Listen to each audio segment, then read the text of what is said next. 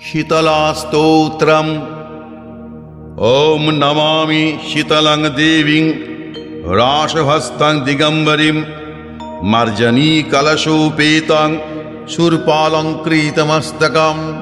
स्कन्द उवाच भगवन् देवदेवेश शीतलाय स्तवं शुभम्।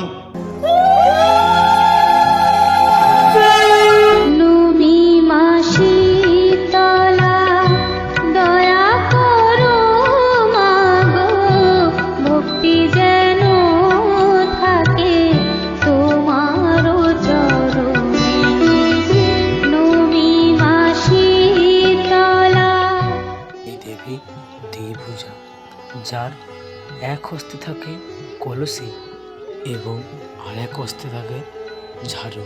জরাসুর নামক অসুরকে নিধন করে এই দেবীর নাম হয় শীতলা।